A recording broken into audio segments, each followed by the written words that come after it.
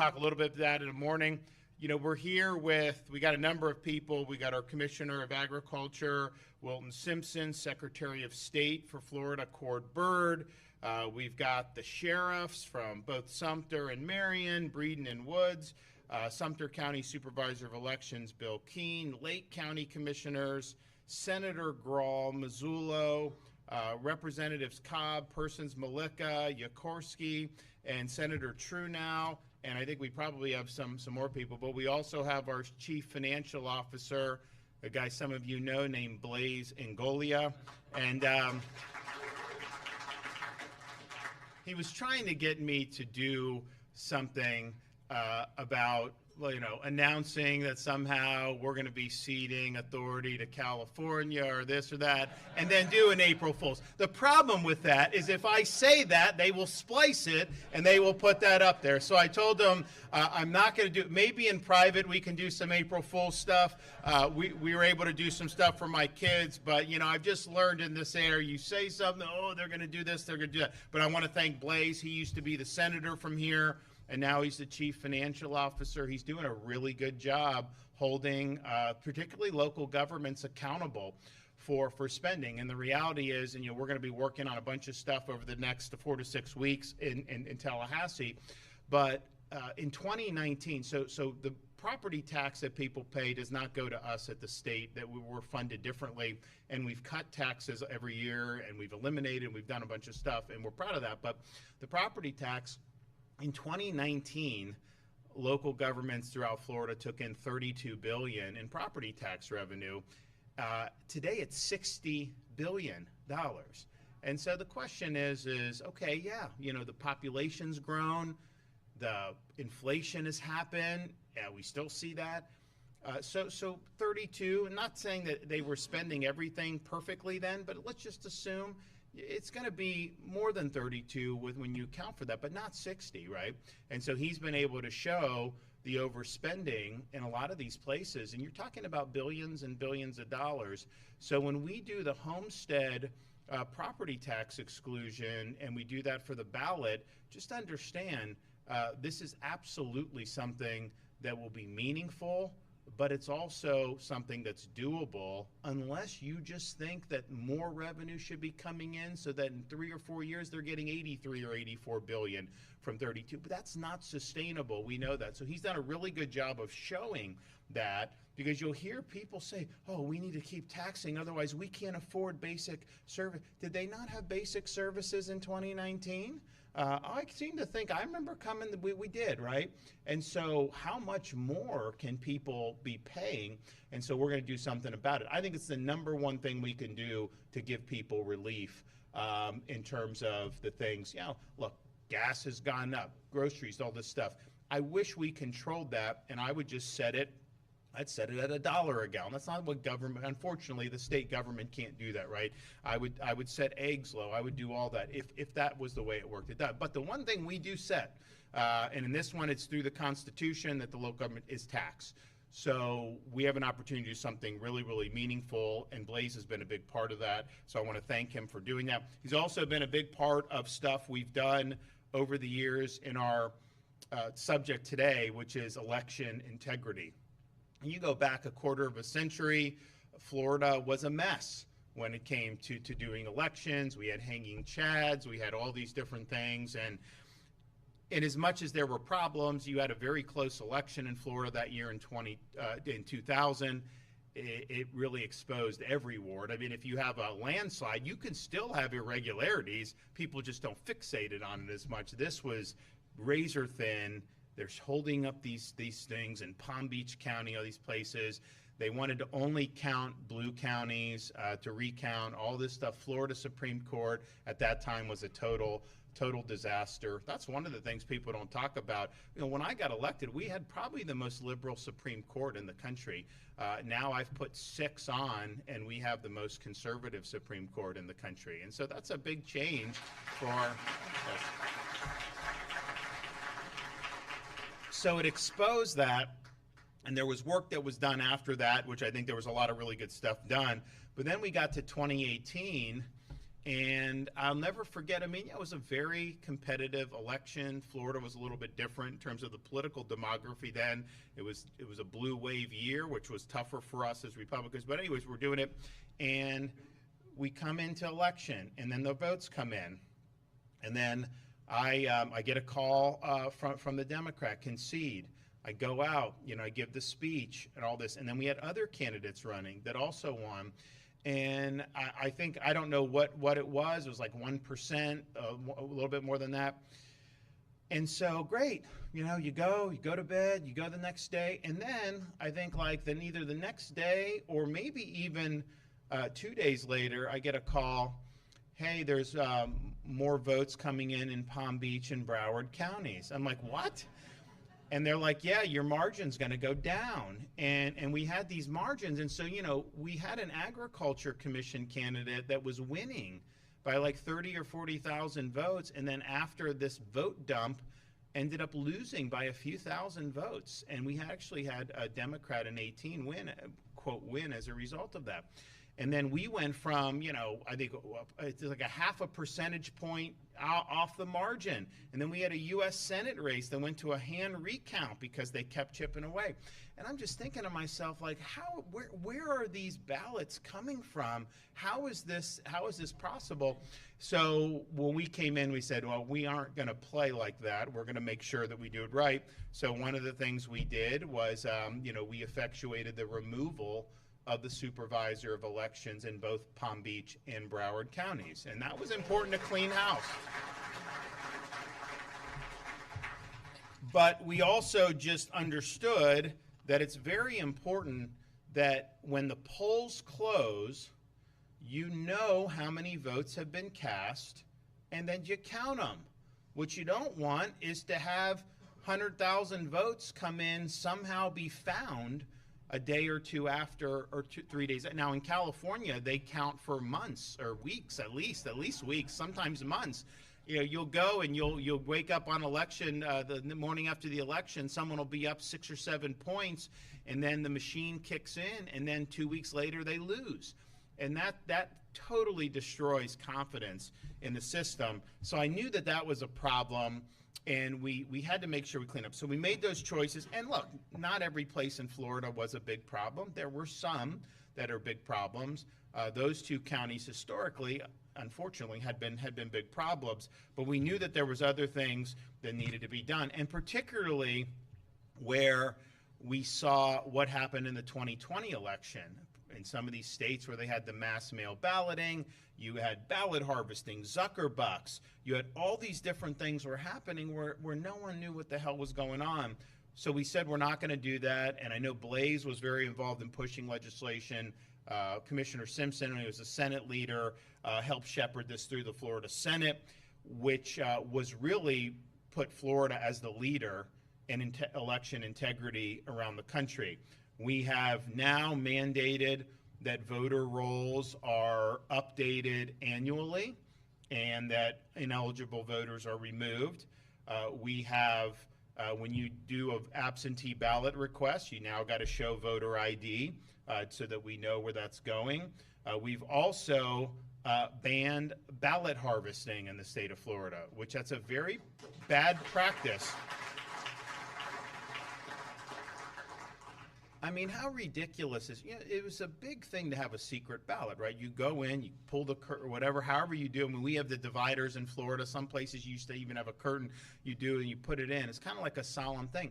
And then that devolved into like someone with a satchel of votes just dumping these in like some drop box in the middle of town somewhere that's unattended. What a farce. So we banned the ballot harvesting. We banned having drop boxes in the community just sitting there. You can bring it to the supervisor's office, or you could, where people vote, if you want to drop it off, that's one thing, or you can mail in the absentee, and you got to have ID to be able to do that. We banned mass mailing of ballots. So in California, they just send a ballot to everybody indiscriminately, whether you ask for it or not. That's not absentee voting. That's just sending these things out, and these ballots will just float around in the ether in these states. And in places like Nevada that does it, you're in Vegas and you're like renting an apartment, and they'll send you a ballot, and then they'll send ballots for the 3 or 4 people that rented the apartment before you did. So you got 4 or 5 ballots showing up at your place. That is totally unacceptable. And they don't update the voting rolls. They don't update the voting rolls. They're sending ballots to people who are not even living in the state anymore. And that is not the way you do business. So we've made sure that that doesn't happen in the state of Florida. We also made sure that you have identifying documents if you're changing voter registration. And we did something that I think we were the first ones in the country to do it. We banned something called Zucker Bucks. So what happened in 2020 was you had these nonprofit groups funded by Mark Zuckerberg and I think some other people, but he was the main. He did hundreds of millions. And what they would do is they would go to like Milwaukee and they would give people to actually run the election from this, quote, nonprofit. And so they're going to harvest ballots in Democrat areas, basically. And they're going to administer in Democrat areas. And it's like, well, wait a minute. Elections are a government function. You're subcontracting out to some PAC or some nonprofit that's got hundreds of millions of dollars. That's not the way this is supposed to work. So we banned it, and I think we were the first ones to do it. There wasn't a lot of Zuckerbucks in Florida, to be frank. It was more in some of these states like Wisconsin. I think there were Zuckerbucks in Nevada, maybe Pennsylvania, maybe Michigan, maybe some of these other places. So you had some, Georgia, a lot of Zuckerbucks in Georgia. So we got rid of it and banned it. Now, some may have heard Zuckerberg bought a place in Florida down in Miami, and just want to let you know that is not going to change our posture on Zuckerbucks one bit. They are banned. We also have no, when you submit a ballot, there's no internet voting. It's all, you put the piece of paper in the kitty, and then you have hand counts, you have audits, you have everything like that. So it's really robust, it's really good. But we also understood that you can have the best rules in the world, but if people violate the rules and nothing happens, then they're not worth as much. And the reality is, I think, is twofold. One, a lot of prosecutors focus on kind of the bread and butter crimes that happen. I mean, we just signed a bill, unfortunately, to hold sex offenders accountable. This one guy was let out. He got convicted of pursuing sex with a minor. He showed up, the jury rendered the verdict, and then you have sentencing assigned at a later date, and the judge released him while sentencing was pending instead of remanding him to custody, and he ended up murdering a 5-year-old girl. And so, you know, these are things that are obviously very significant. And I think a lot of prosecutors just instinctively are going to gravitate to those kind of core crimes that they want to try to hold people accountable for. So I get that. Then you also have, you know, in some of these jurisdictions, they just don't believe in doing voter fraud. That's just the reality. You're not going to see them, particularly in the bigger blue areas. They say it doesn't exist and they don't want to pursue. So what we did is we established in state government an Office of Election Crimes and Security. So the purpose of that office is to investigate and prosecute voter fraud. And we've now brought more prosecutions for voter fraud in Florida since that office was created than probably everywhere else in the country combined at this point. We've brought cases against illegal aliens, against people that voted in multiple jurisdictions, against people that are convicted of rape and murder that are not eligible to be voters. So we've been able to do that and actually hold people accountable. And what I found is if people know there's going to be accountability, then doing any shenanigans, it's just not worth it. Why would you want to do it and end up with a significant penalty? You do it when you think you know you can get away with it. And so we put the kibosh on that, where our election crimes office, I think, has been really, really good. And then compare that to what happens in other states. So in 22, 4 years ago, we had these reforms in. And I told people, you're gonna have the results very quickly. And the polls close at 7 Eastern and 7 Central. So 8 Eastern, basically the whole state is closed by that point. And you had the results by 9 o'clock at night. Now, granted, we won by so much that the election wasn't in doubt. Right after the polls closed, they called the race immediately. It's been a long time since that's happened in Florida, I can tell you that, but that happened. But they tabulated, and then they produced the results. 2024 presidential election, 10, 12 million votes, however many it was, comes in, tabulates, and you have the results. Compare that to some of these other places where it's like, well, you know, we got to get this ballots in, and we got these coming in, and this and that, and, you know, Arizona takes time, California, Pennsylvania. They were actually accepting ballots in Pennsylvania that came in after the election with no postmark. Well, how are you doing that?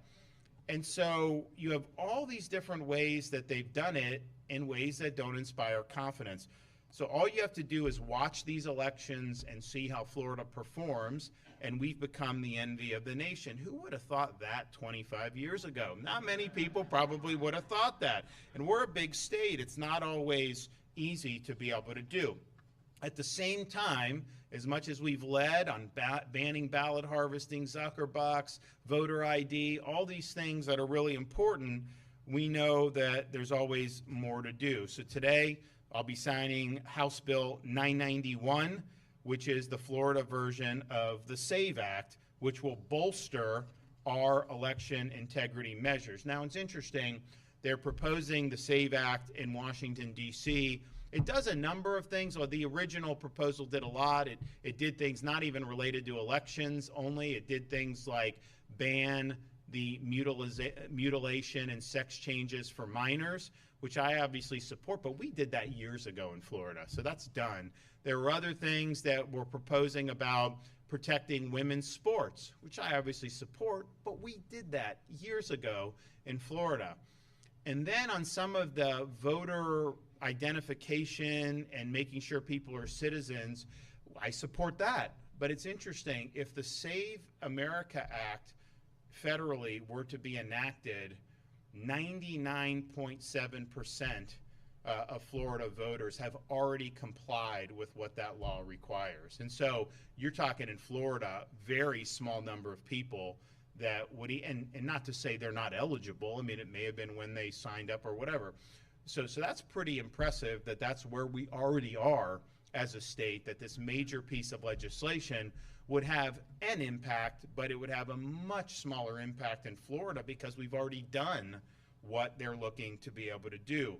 But this bill protects and expands integrity in our voter registration process by requiring the verification of U.S. citizenship when you're doing your voter registration. Our Constitution in the state of Florida says only American citizens are allowed to vote in our elections. And so we need to make sure that that is the law.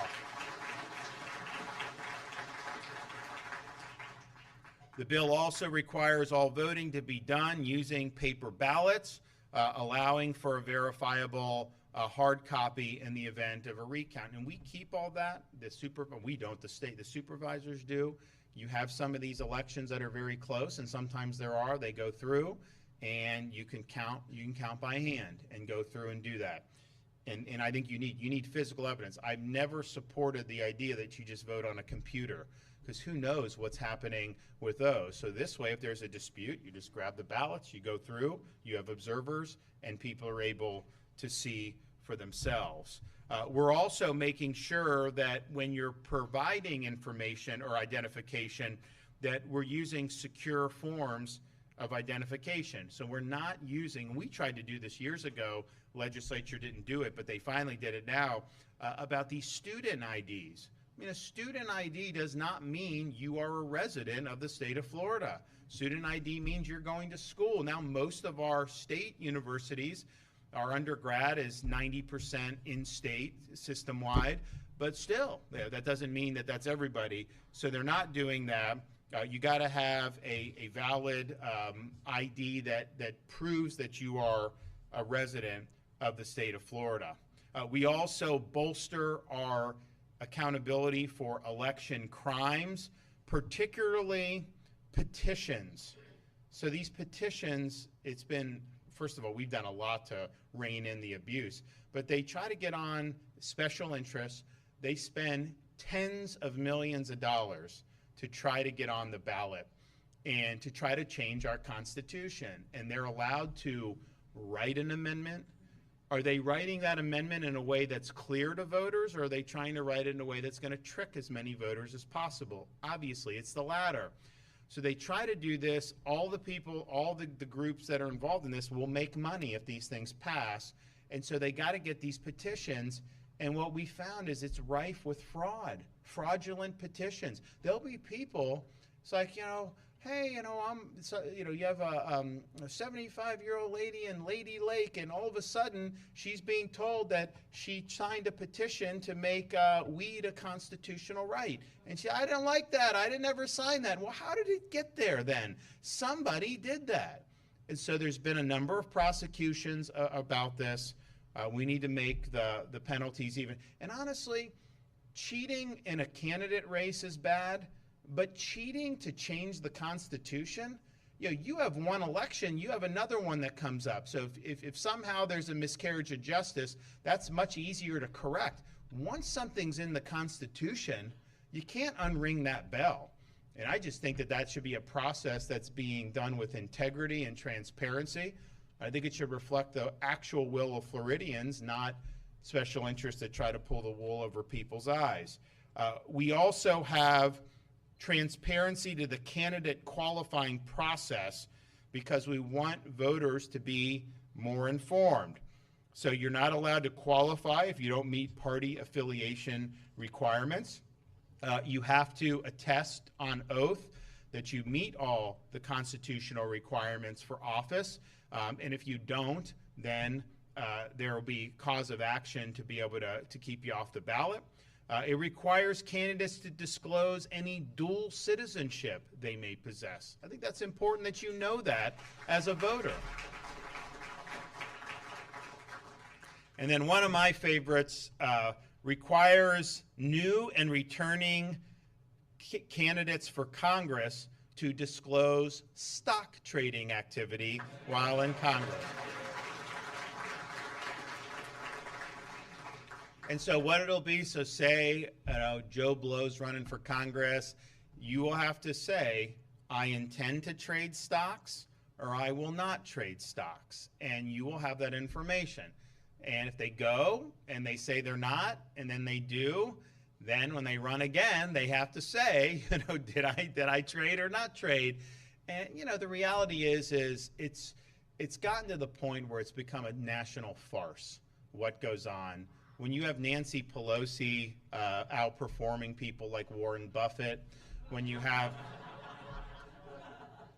members of Congress, you know, buying things, and then, you know, a week or two later, major events occur that causes those stocks to go up. You know, it's one thing to hit the jackpot once in your life, but when you see it routinely for people that never had any financial acumen, all of a sudden show up to Congress and they become like, you know, the best hedge fund managers in the country. Something's wrong with that picture. And I remember it was bad 10, 15 years ago when I was a U.S. congressman. So I was a 3-term U.S. congressman. I've recovered fully from that experience, and I'm very clear thinking now. And, you know, you go in there, it's crazy. But what I said was, I get in, and I said, I'm not doing any stock trading. And so since I got elected in 2012 till the president, I have not traded a single stock while I've been in office. And I just think that that's the right thing to do. Now, I didn't need to do that, but I didn't want to be in a situation where, you know, I'm selling Exxon or buying Exxon or buying Micro, and then something happens where I'm voting and people, oh no, you're voting on that because of that interest. So, you know, you do the 401, you do whatever you do for just normal investment. But I think it's really bad look when you see what happens with these members of Congress. So I know they're trying to ban that practice. We don't have the authority to ban because they're federal officials. but we do have the authority to disclosure and do the disclosing of this. And we need to return in this country to a little bit better civic spiritedness, some civic virtue. Like when you get in these positions, it's not about you, right? I mean, it's about doing the people's business, and that may mean you sacrifice a little bit. And that's just the way it ought to be. But I think a lot of folks up there, you know, they view it as an opportunity to be pigs at the trough and just like, you know, do whatever they can. And then people have lost a lot of confidence in their representatives over the years, partially because of the culture that's been created. That's one of the reasons I'm a big believer in term limits for members of Congress. I just think you need change, and you need to force the change. So I am excited to be able to sign this. This is a big deal, but it isn't as big a deal in Florida because of all the hard work we've done over many, many years. And I think from the time Wilton was Senate President until probably 23, we had 2 or 3 year period where all these issues we just addressed in a very strong way. And you know what happens on all these? I sign it, they sue us, right? They go to a liberal judge. The liberal judge sides with them. Then we appeal, and then we win, right? So that's probably what will happen on this. I've just seen it enough. I've seen the song and dance long enough. But it's funny because anything that we do, we'll sign. They'll forum shop. They'll go to it. And there's some judges will rule against us 100%, no matter what, no matter how many times they get reversed. So you do it. And then media, judge rules against Florida election bill, like real. And then, you know, 6 months later, that decision gets reversed. And you won't find much reporting on it getting reversed. It's just that initial one, right? So we've had that, and I would say on our election stuff, I mean, 90-some% have been overturned. When a judge has tried to stop it on appeal, they get overturned. And sometimes I think we've even gotten to the U.S. Supreme Court to do a stay. So that's just par for the course. We understand that that's happening, and we do our best to be able to overcome that. But that's what I anticipate will happen with this. These changes aren't effective immediately. They're going to be effective in the not too distant future. Nevertheless, I think they're going to try to do it. And I know there's a lot of talk about different stuff with elections federally. You know, the Congress, you know, they've missed a lot of opportunities over the years to address, I think, some real problems. And elections is one of them. I think there's a lot more that could have been done with immigration to stop some of the madness that we see. Now, the border's great now since President Trump came in, but I will tell you, there's visa fraud. There's all kinds of chain migration, birthright citizenship for people here illegally coming in, birth tourism from the CCP, sending people in, go on a 3-week vacation, have a baby, get American citizenship for the baby, and then you go back to communist China? How does that make sense? And the Supreme Court is going to hear arguments about the 14th Amendment and whether that means that citizenship applies to people that are not authorized to be here. Now, when the founder, well, it actually wasn't the founders, it was the Civil War generation, when the framers of that provision of the 14th Amendment, what they were trying to do was overturn the Dred Scott case, because the Dred Scott case said Dred Scott was not a citizen of the United States, which, you know, he was, you know, came from a family that, you know, you go back far enough, was brought here against their will, and then this is the only thing he knew. Much different than somebody coming illegally violating the law. So Dred Scott lost the case, and Abraham Lincoln was very forceful in saying that was a bad decision and it shouldn't be followed. Lincoln said it shouldn't be followed. You know, now they'll say, oh, you know, you got to, the courts are so sad. Lincoln said, I'm not going to follow that decision. Then when the Civil War ended, they did the 14th Amendment, and the idea was to clarify that no, Dred Scott should have won that case, and that he, as well as all the former slaves, were citizens of the United States.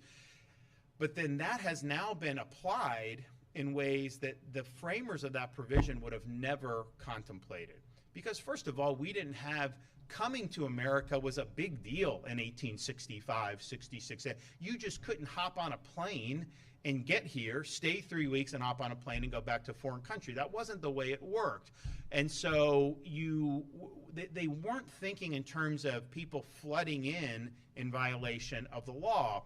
But I think if you look at those debates, clearly their intent was not to lead to what's happened. That's for sure. The question is what does the language actually say? How was that originally understood by the people that ratified it? And I think, I mean, you look at the evidence of that, I don't think that they intended someone to just come here on a visit who's foreign, have a kid, then go back, and then that kid becomes an American citizen. That kind of cheapens the whole process when you make it a tourist thing rather than something that was what they intended. So the court's going to look at that today.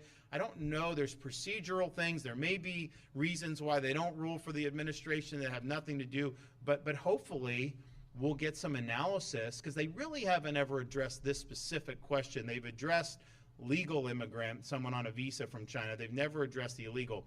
So I think it's something that's really, really important. But I just, when I put out a thing today, there was an analysis in the most recent year that they have figures, I think 2023, 9% of all babies born in America were born either to people in the country illegally or on birth tourism. Is that something that we think is good for this country? I just don't think that's any way that you run a successful Republican system of government. So I'm going to be looking very intently on that. I think the argument's actually going on right now. We'll get a little bit of tea leaves after that, and we'll just hope. But that's something Congress probably could address too, because they have the enforcement power for 14th Amendment. They could probably legislate within that to avoid the things that we're talking about, and they've never even really tried to do that, and so that's been very, very disappointing. But anyways, I'm not anticipating them passing a SAVE Act federally, and I know there's a lot of states that need a lot of work, including California, including some of these places, but I think you guys here should be comforted in the fact that Florida, yet again, is ahead of the curve. Okay, Wilton, you want to come up?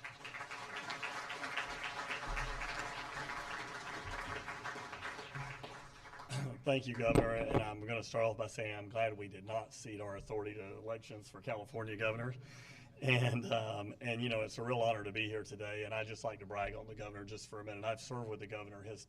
He's now been here 7 years, and I was in the Senate and Senate President during part of that during COVID, and this governor not only did brilliantly leading us through COVID, the hurricanes and the major hurricanes that we've had here in the last several years, but all of the things that we've mentioned, and the governor just mentioned on election integrity, most of that work was done in a bill when I was Senate President. We were very, very proud of those accomplishments back in either 21 or 22 or both.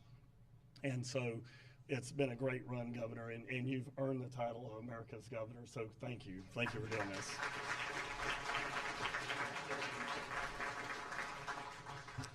Safe, secure, and legal elections are the cornerstone of democracy. We all know how important our law enforcement is to our state and how much they do for us. We don't always look at how critical the elections are for this country. The elected officials standing here today did not forget. We've got some great leaders here today. Florida is leading the nation on election integrity. And think about that. If you were here in 01, some of us were, and we stayed up for 2 or 3, 4 days trying to figure out which Chad was hanging, right? And fortunately, we got that over with. But we went from that position to the best state in the union. And this governor's work has had a lot to do with that, and we're really thankful for that.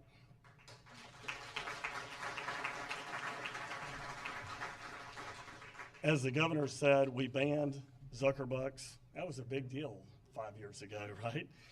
We created in that same piece of legislation an election integrity office. We empowered state prosecutors to go after the fraud. We banned ballot harvesting.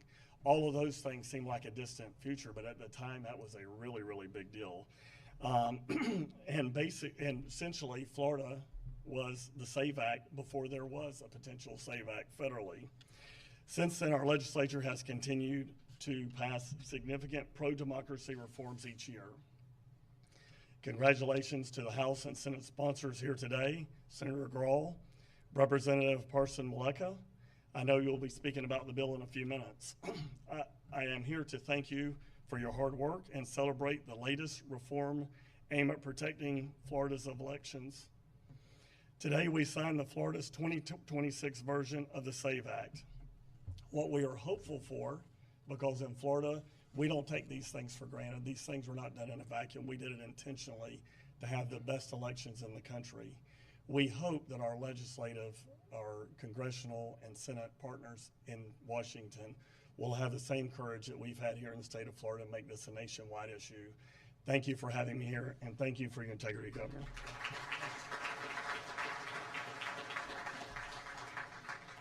Well, thanks to the Commissioner, and thanks for what he did when he was the leader of the Florida Senate to get the bulk of what we've done. We've done a lot, but definitely the bulk of it was done under his tenure in the Senate, and it's been really, really significant. We also have, so Blaze, I mentioned as CFO what he's doing, but when he was in the House and when he was in the Senate, his two top issues that he really spearheaded, I think, were combating illegal immigration and election integrity. And so all that we've done across all these different issues, across all the different facets of those issues, really Blaze has had an awful lot to do with it, and of course the property tax. So that's a pretty good, to have a public official focusing on the property tax, focusing on illegal immigration, stopping it, and focusing on election integrity. That's you know, a really big deal. So, and he's done a great job with all of it. So come on up.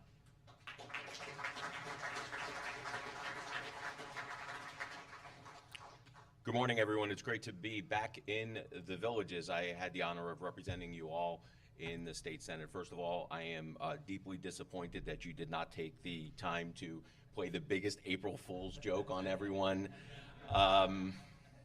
First, I want to thank the bill sponsors for doing what you're doing. As the governor said, that immigration, election integrity, and taxes were my biggest issues, the things that I focused on most when I was in the legislature. And I know that this issue of an election integrity is in great hands with both of you, so I appreciate that. I also want to give a shout out to newly elected state rep for the area, Samantha Scott. She is going to be an outstanding representative. I look forward to seeing what she is going to be able to accomplish. First, before we go into the bill, I do want to praise and thank this governor for tackling a lot of the affordability issues head on here in the state of Florida. People forget that taxes are part of your housing payment, and housing affordability is an issue that everyone likes to talk about, but very few people actually take action on it. Governor, I want to thank you for your leadership on this. This state will be in better hands this November when we get that constitutional amendment on the ballot and people start seeing their property tax bill being reduced here in the state of Florida. As the governor has said, and I will reiterate, that immigration and elections are two of the biggest issues that I work on, and just because I'm in the CFO's office now does not mean that I stop caring about these issues.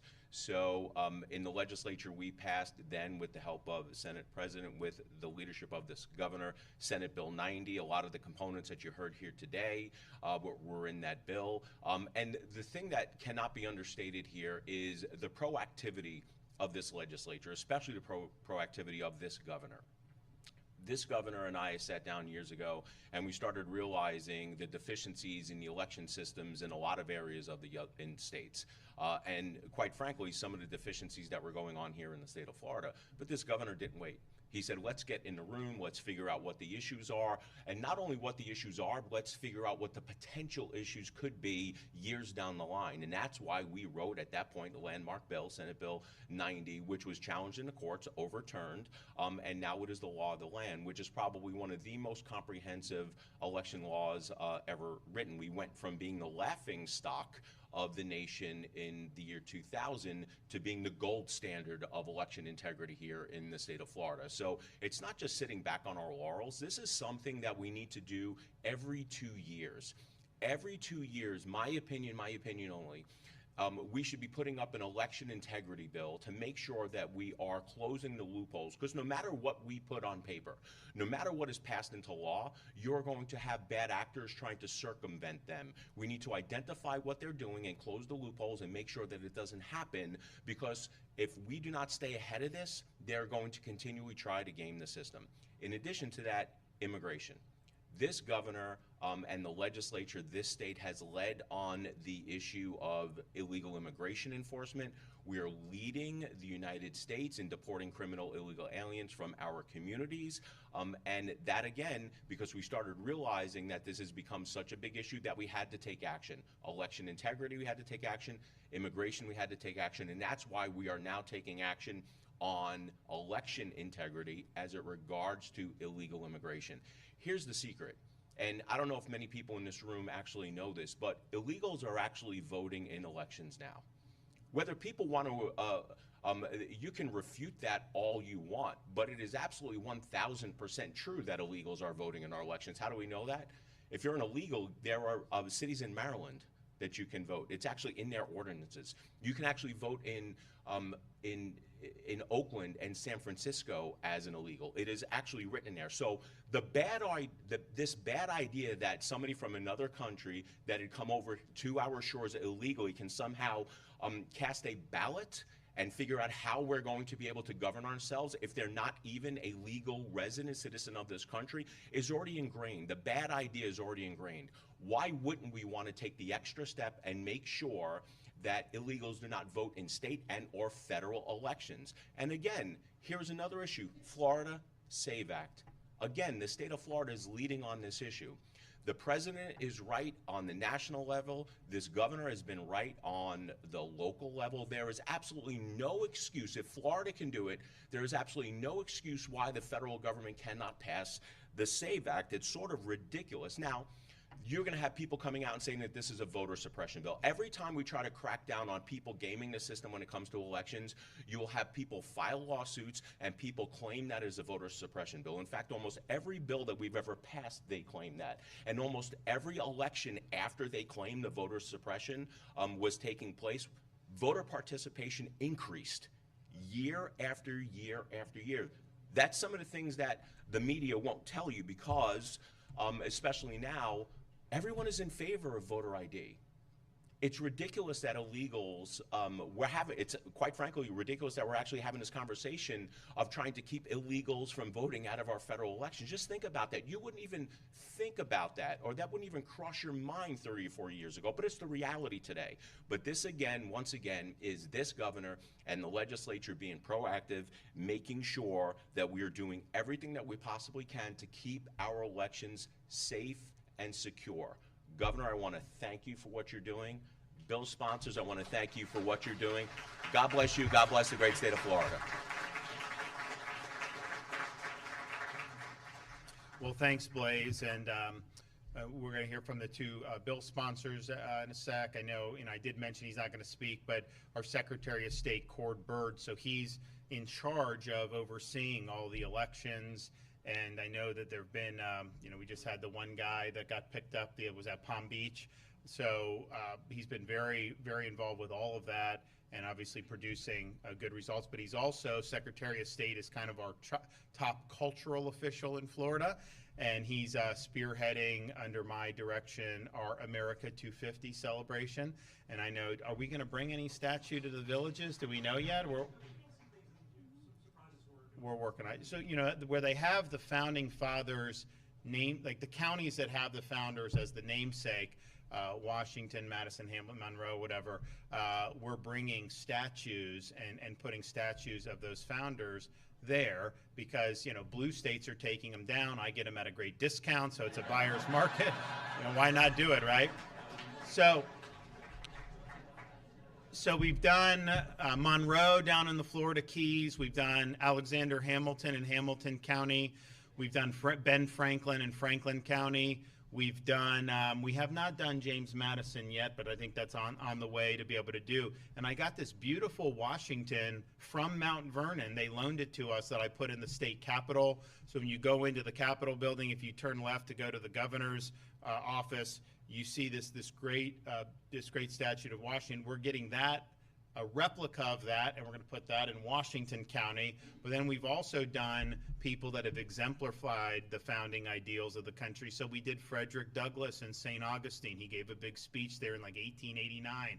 We did Ronald Reagan at Florida International University. The president's house is named after him, and so we put a really big statue, really nicely done. We've got Calvin Coolidge coming up in Lake Wales. That was the last public address for Coolidge as president, was dedication of Bach Tower Gardens right there. Beautiful, amazing part of Florida.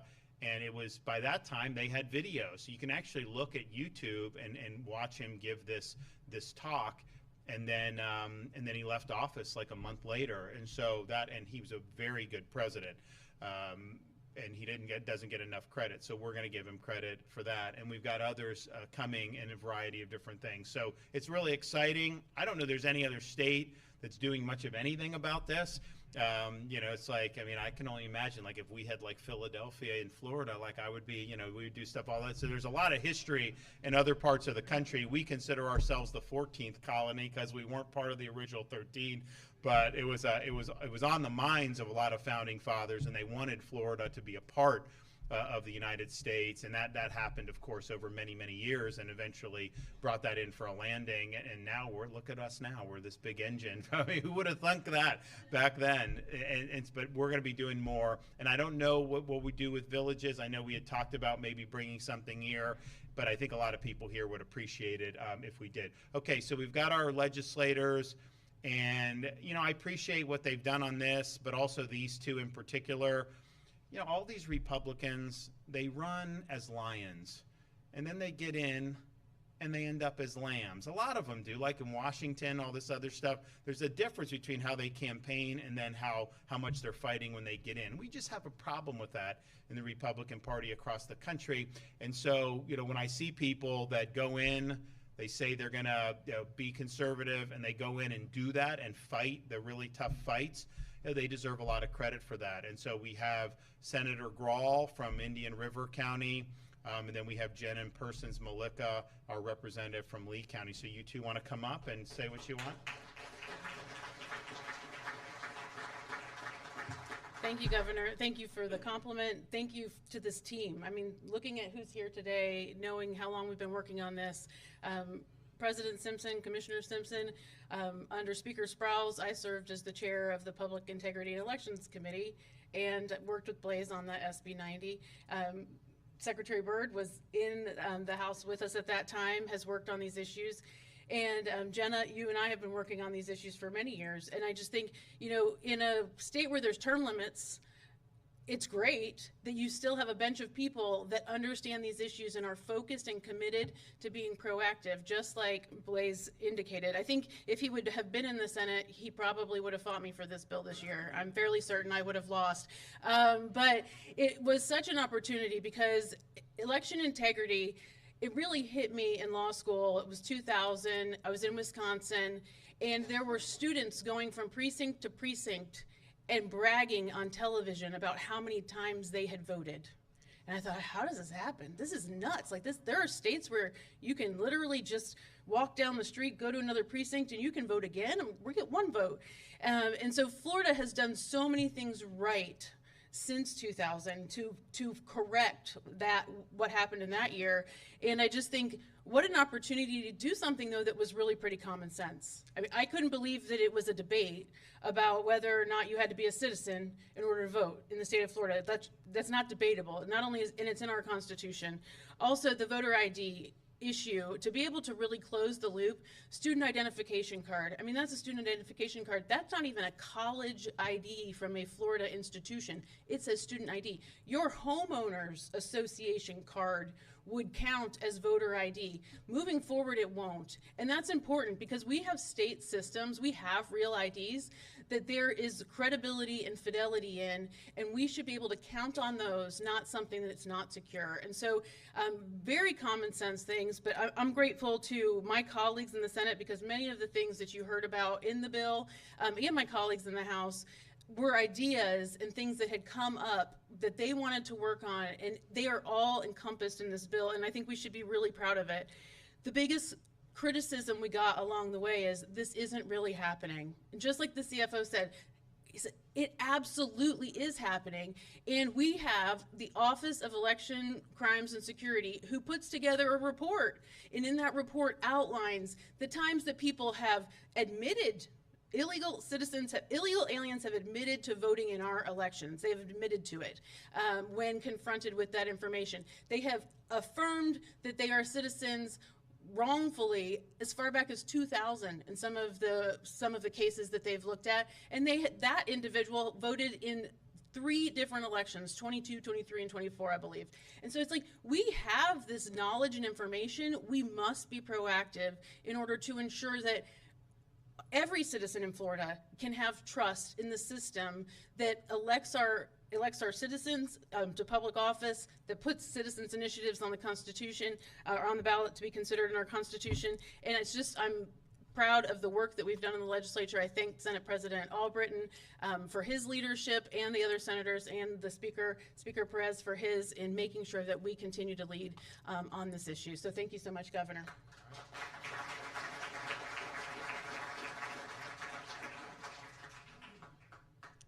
Good afternoon. Well, it's a great day to be able to come up from Lee County and join with friends in the villages. And I just want to start by saying thank you to our governor for not only bringing us all here together today, but for being a champion for Floridians and for leading on issues that make a real difference in our lives, both today and in the future, including ensuring election integrity. When I talk with voters about election integrity, what they tell me that they want, it's pretty straightforward. 1, they want to make sure their ballot is counted. And 2, they want to make sure that their ballot is not offset by a fraudulent ballot. Election fraud is real. It's not a matter of if fraud will occur, it's a matter of when, and it's our job to put in place safeguards to protect our elections from that fraud. No state does a better job at that than Florida.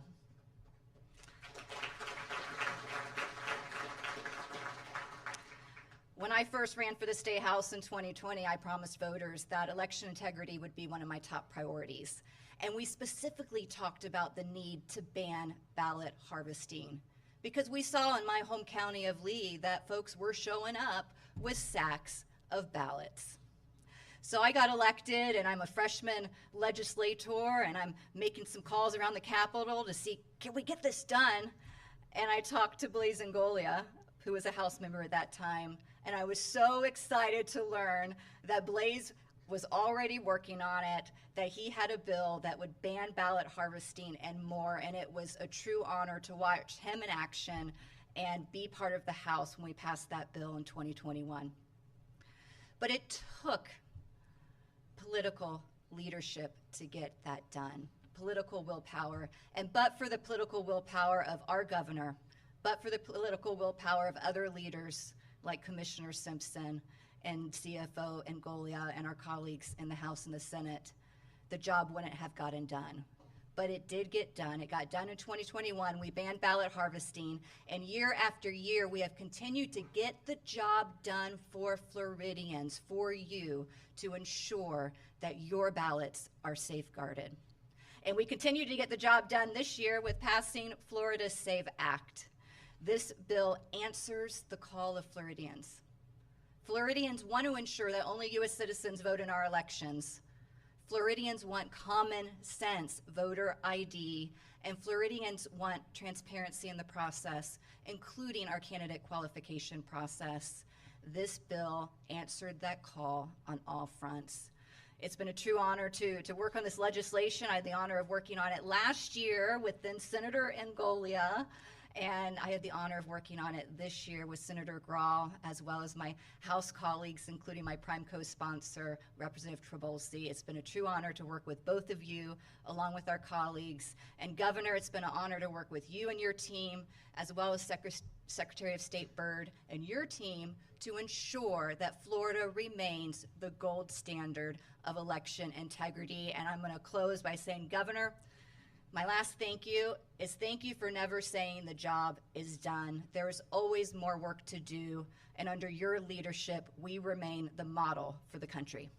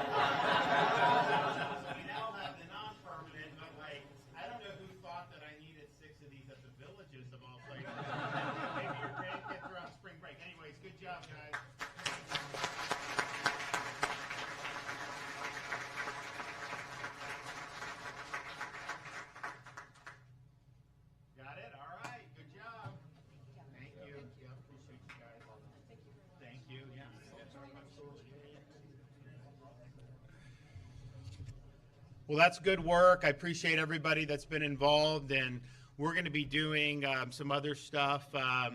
Aaron, what else do you have that we need to act on? Anything else major?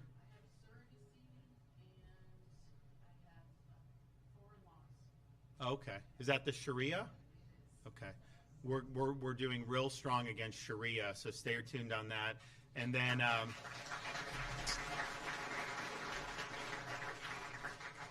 then Jenna has really necessary about the partisan school unions to hold them accountable, especially when they don't represent the teachers or the students, and that's been a long time coming. So you're going to end up where teachers don't want to join, they're not paying dues, which is their right, and we're doing more money through the state, and yet you have this little cabal that will like even stop the pay increases to try to leverage for other things. And so some of these teachers didn't get their money on time, and yet they have very little support. And it's like, look, if you don't have support, you shouldn't be representing people that don't want you to support them. So now they can be decertified if they don't have that support. And I think that's something that is appropriate in terms of accountability. Okay, do we have any questions back there?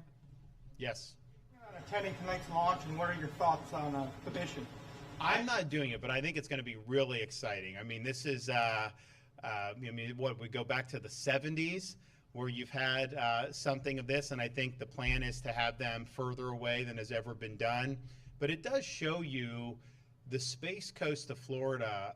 Obviously, that was the birthplace of a lot of the launches during the Cold War and all that. But then, when the Cold War ended, some of this stuff kind of was not on the front burner. I remember when President Obama retired the space shuttle, you go down in that part of Florida, and it was hard times. And there was a lot of uncertainty. And then what we've seen is we've seen a rejuvenation of space, largely because of private investment. So you have Elon Musk doing all these launches. You have other companies that have been involved, and now they've worked with NASA. And I know the president has had a lot of interest in making sure that we're leading in space. So I think it's an exciting time. It's one of the unique things about being in Florida. We got all these different things all around the state, but one thing we can say is you look at the amount of rockets that get fired up into outer space, the lion's share of them are happening right here in the free state of Florida. And I think that's meaningful. I think it's special for a lot of people. Yes. The legislature is still left with some unfinished business from the session. Is there any word on window return for the property tax discussion and the budget? The dates aren't finalized yet. We've been having discussions with the folks over in the Senate. I don't know whether they have a broad outline of an agreement on the budget. My view on it is, guys, this ain't rocket science. Like, you have what we've done in recent years. It's worked well. The voters returned you to office in record numbers in 22 and 24 as a result of that. So stick with what works and let's get the job done. But it will be in April with not only that, probably property tax in April. You could do that really a lot later if you wanted to, but I think probably that's when it'll be. And that just means you guys vote in November. So whether you do it in today, the end of April, June, you're voting in November. That's just the reality. They say, well, you could set a special election. Yeah, if you get 3/4 of the legislature, you could do it, but that we don't have 3/4 that would vote to do that. So we are where we are for November, but that'll be good. That'll be very meaningful. The redistricting is going to be done in April, and then we'll see what else comes down the pike. We'll see what the budget looks like. So hopefully by the end of April, all the work that the public expects from them will have been completed. And obviously I'll have some bills to sign, budget, all this other stuff. But I think it's important that they do it. I know when Wilton was Senate President, and we got out right, mid-March, and everyone was able to go, and they go to their districts, talk to their constituents. The people that were running again got to do that. Of course, the members of the legislature, most of them have business or they work, so they got to do that as well.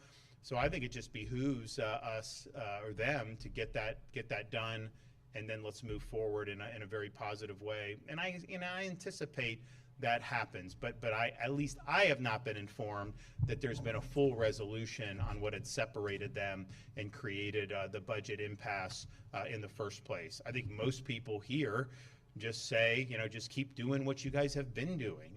It's proven to be very successful, and it's interesting. When I became governor till now, we've almost quadrupled the state's rainy day fund. We have much more budget reserves on top of that than we ever had for all of Florida's history. We did an accelerated debt repayment program we launched a few years ago to rapidly pay down some of Florida's legacy debt. So we had 180 years as a state, 181 years as a state.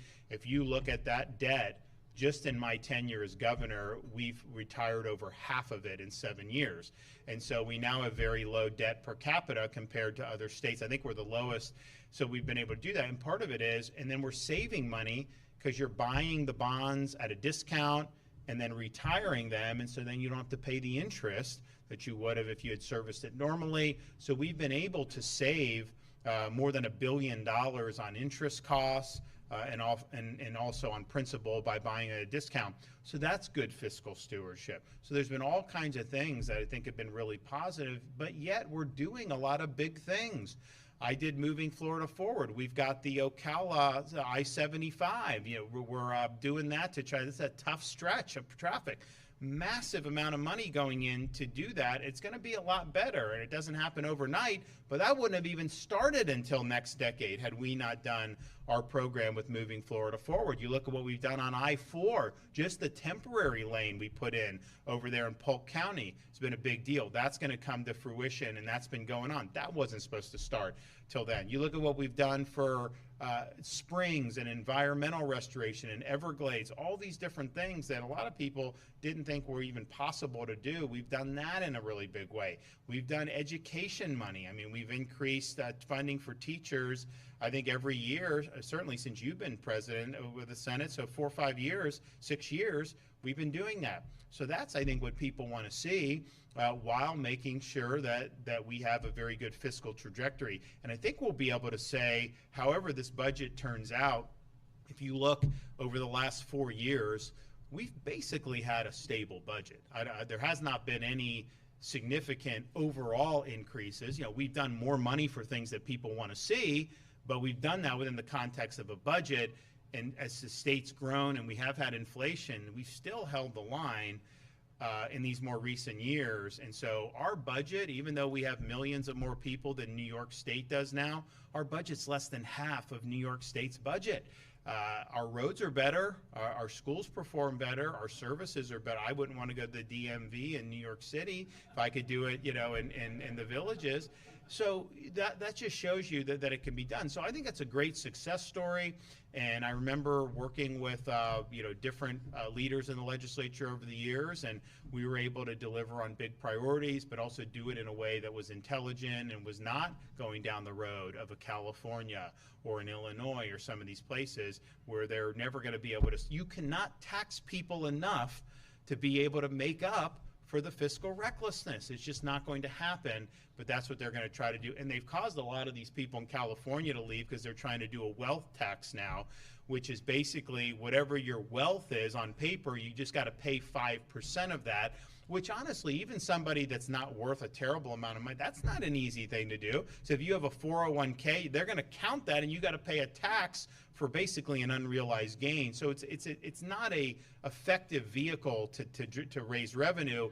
But the thing that they're doing in California, and this affects these guys that have started companies or whatever, if you own 5% of the common stock, but you have 50% of the voting rights, they take the valuation of the whole company and they impute you owning 50% of the company, even though you don't. So now you're talking about people that if they have voting rights in some of these big companies, they're having to pay tax on billions of dollars, sometimes tens of billions, maybe even hundreds of billions that they don't actually even own on paper. And so how stupid is that? And how stupid can you be to do it? So that's why you've seen some of these people come. And I'm not asking anyone to move here. And I said, I ain't changing the Zuckerbucks ban. I don't care. Like, we're going to keep that. But it just shows you that the policy really does matter and people respond. And it's one thing, nobody wants to pay more tax. And we've obviously have done less tax in Florida, and we're working on the property tax for homestead, which I think would be really, really significant. But, you know, if someone has you pay a tax, there's a limit to where you think you may not like it, and then where you think it's just totally unjust and crazy that you're going to pick up and leave. And that's what California's done with this proposal. So we see it here in Florida, and it's been something that has been very destructive. Even the idea, they haven't even enacted it yet. That's going to be in November, but they're making it retroactive to January 1st. So people aren't taking any chances. They're hightailing it out of here. And, you know, we'll see. We'll, you know, I don't know if, you know, some of those guys will ever make their way to the villages. They're kind of down in this Miami area is kind of the place that a lot of them have wanted to go. But nevertheless, you do good policy. You hold the line on all this stuff. And you know, you give people more opportunity. And so that's what we've done throughout the years with all this stuff. And we've had, you know, really, really great performance on all this stuff, particularly with budget. And we want to keep that momentum going. So, okay, guys, great to see you all. We will see you soon.